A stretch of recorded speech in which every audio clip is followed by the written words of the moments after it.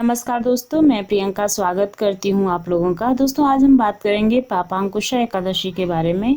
कहते हैं ना कि ये जो एकादशी होती है इसको करने से हमारे जो बुजुर्ग हैं उनको इसके करने की पुण्य की प्राप्ति होती है, इसलिए हमें ये व्रत जरूर करना चाहिए। और हमारे जो समाज में एकादशी का महत्व है ना वो बहुत ज़्यादा है दोस्तों।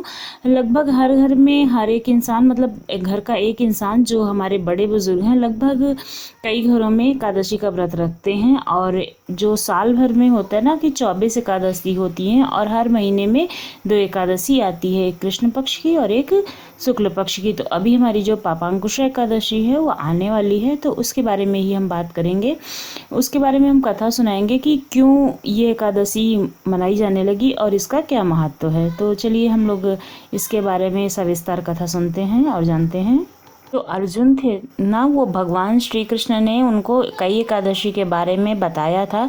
तो अर्जुन ने ही पूछा था कि और तो सारी एकादशी के बारे में भगवान आपने मुझे बताया, लेकिन जो अश्विन कुमार मास के शुक्ल पक्ष की एकादशी है उसके बारे में भी हमें सविस्तार से बताइए, और इसके जो व्रत का विधान है उसे भी हमें बताइए, और इससे जो फल की प्राप्ति होती है उसके बारे में भी हमें बताइए। तब भगवान श्री कृष्ण जो हैं वो अर्जुन से कहते हैं, अश्विन मास के जो कृष्ण पक्ष की एकादशी है उसे हम पापांकुशा एकादशी के नाम से जानते हैं।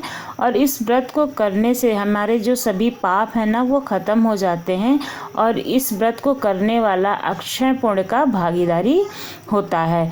और जो अश्विन शुक्ल एकादशी के दिन एक इच्छित फल की प्राप्ति के लिए भगवान विष्णु का पूजन करता है, यानी कि जो उसकी खुद की इच्छा है उसको प्राप्त करने के लिए अगर भगवान की पूजा करता है, इस पूजन के द्वारा मनुष्य को स्वर्गलोक की प्राप्ति भी होती है। और हे अर्जुन, जो मनुष्य कठिन तपस्याओं के द्वारा फल प्राप्त करता है वह फल इस एकादशी के दिन क्षीर सागर में शेषनाग का शयन करने वाले भगवान विष्णु को नमस्कार कर देने मात्र से ही मिल जाता है, और मनुष्य को यम के दुख नहीं भोगने पड़ते हैं। भगवान श्री कृष्ण अर्जुन से कहते हैं, और मनुष्यों को पापों से बचने का दृढ़ संकल्प करना चाहिए। भगवान विष्णु का ध्यान स्मरण किसी भी रूप में सुखदायक और पापनाशक होता है, परंतु पापांकुशा एकादशी के दिन प्रभु का स्मरण कीर्तन करने से सभी क्लेश, पाप और हमारे जो पितर होते हैं ना वो भी तर जाते हैं। तो अभी हम लोग जानते हैं कि इस व्रत की जो कथा है वो कैसी है। चलिए सुनते हैं कथा के बारे में भी। प्राचीन समय में विंध्य पर्वत पर क्रोधित नामक एक बहलिया रहा करता था।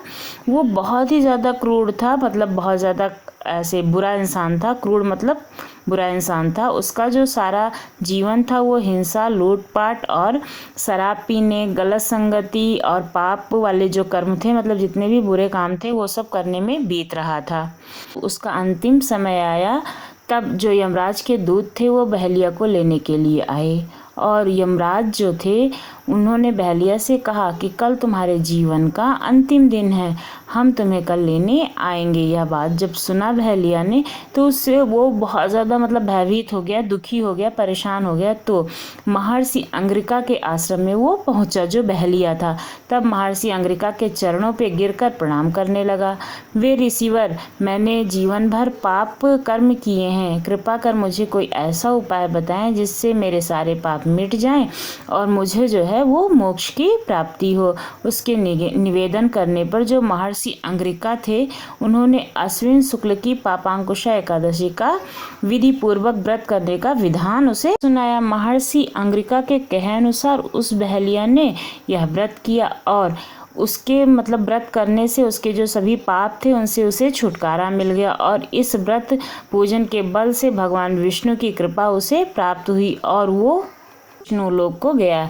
जब यमराज के जो दूत थे उन्होंने ये चमत्कार देखा तो उस बहलिया को बिना लिए ही वो वापस यमलोक को लौट गए। तो ये जो पापांकुशा एकादशी है वो 26 अक्टूबर को सुबह 9 बजे से शुरू होगी, वहीं पर 27 अक्टूबर को सुबह 10:46 पर इसका समापन हो जाएगा। अब आइए जानते हैं इस व्रत को करने का जो विधान है वो क्या है। तो चलिए जानते हैं। तो जो भी इस एकादशी का व्रत कर रहे हों उनको इन चीज़ों का पालन करना चाहिए कि वो सुबह ही उठें और स्नान करके वस्त्र वगैरह धारण करें, और जो भगवान विष्णु की प्रतिमा है ना वो गरुड़ पर सवार हुई होनी चाहिए, उन्हीं की पूजा करनी चाहिए। और जो पापांकुशा एकादशी है उस दिन तो फलाहार खाते ही हैं, फलाहार ही करते हैं जो लोग व्रत करते हैं। लेकिन जिनके घर के लोग व्रत कर रहे हों उनके घर के सदस्यों को कभी चावल का प्रयोग नहीं करना चाहिए, उससे इस व्रत की जो फल है वो और ज़्यादा बढ़ जाता है। और पापांकुशा एकादशी को पूरी रात भगवान सत्यनारायण का कीर्तन करना चाहिए। ऐसा करने से भगवान विष्णु जो है उनकी कृपा अत्यधिक प्राप्त होती है और जो हमारे सभी कार्य हैं वो पूरे हो जाते हैं निर्विघ्न, मतलब उसमें कोई भी विघ्न नहीं आता। और पापांकुशा एकादशी पर ब्राह्मणों को, गाय को, भूमि, जल और अन्य को दान करना चाहिए और दीन दुखी जो होते हैं उनको भोजन कराना चाहिए। पापांकुशा एकादशी के दिन सोना, जूता, तिल, छाता आदि का दान जो है व्यक्ति को करना चाहिए। ऐसा करने से उसको उनके पापों से मुक्ति मिलती है। आपको ये जानकारी कैसी लगी ज़रूर बताइए, और अगर अच्छी लगी हो तो चैनल को सब्सक्राइब कीजिए इसी तरह की नई नई वीडियो के लिए। धन्यवाद।